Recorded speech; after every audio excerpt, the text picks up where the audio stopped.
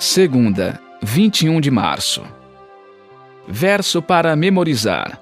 Seja constante o amor fraternal. Hebreus 13, 1. Avareza e imoralidade sexual. Ouça Hebreus 13, 4 e 5.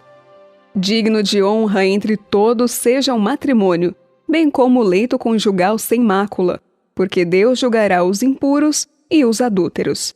Que a vida de vocês seja isenta de avareza. Contentem-se com as coisas que vocês têm, porque Deus disse: de maneira alguma deixarei você. Nunca, jamais o abandonarei. Lucas 16, 10 a 18. Quem é fiel no pouco, também é fiel no muito. E quem é injusto no pouco, também é injusto no muito. Portanto, se vocês não forem fiéis na aplicação da riqueza injusta, quem lhes confiará a verdadeira riqueza? Se vocês não são fiéis na aplicação do que é dos outros, quem lhes dará o que é de vocês? Nenhum servo pode servir a dois senhores, porque irá odiar um e amar o outro, ou irá se dedicar a um e desprezar o outro. Vocês não podem servir a Deus e à riqueza.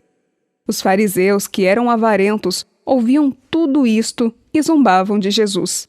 Mas Jesus lhes disse: vocês são os que se justificam diante dos homens, mas Deus conhece o coração de vocês. Pois aquilo que é elevado entre homens é abominação diante de Deus. A lei e os profetas duraram até João. Desde esse tempo, o evangelho do reino de Deus vem sendo anunciado, e todos se esforçam para entrar nele. E é mais fácil passar o céu e a terra do que cair um tio sequer da lei. Quem repudiar a sua mulher e casar com outra, comete adultério. E aquele que casa com a mulher repudiada pelo marido, também comete adultério. 1 Coríntios 5, 1. Ouve-se por aí que entre vocês existe imoralidade. E imoralidade tal como não existe nem mesmo entre os gentios. Isto é, que alguém se atreva a possuir a mulher de seu próprio pai. Efésios 5, de 3 a 5. Que a imoralidade sexual e toda impureza ou avareza não sejam nem sequer mencionadas entre vocês, como convém a santos. Não usem linguagem grosseira, não digam coisas tolas, nem indecentes, pois isso não convém. Pelo contrário, digam palavras de ação de graças.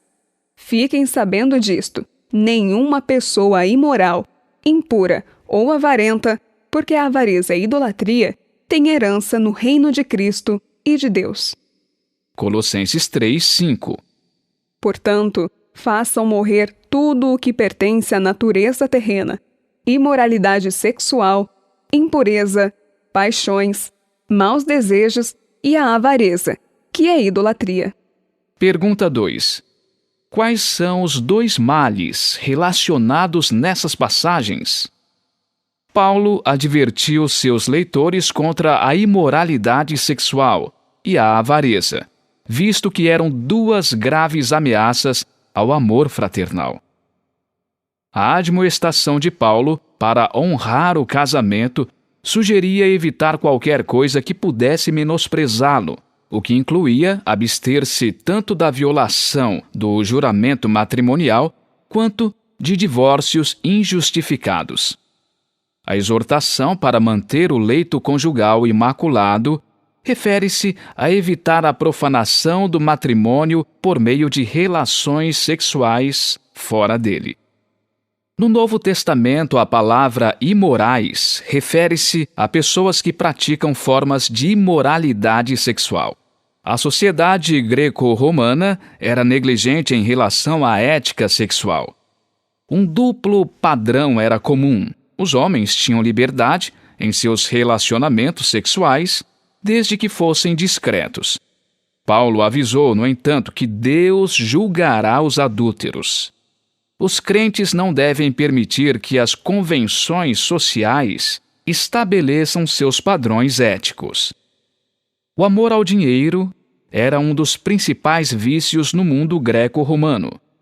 Em outra carta, Paulo se referiu a ele como a raiz de todos os males.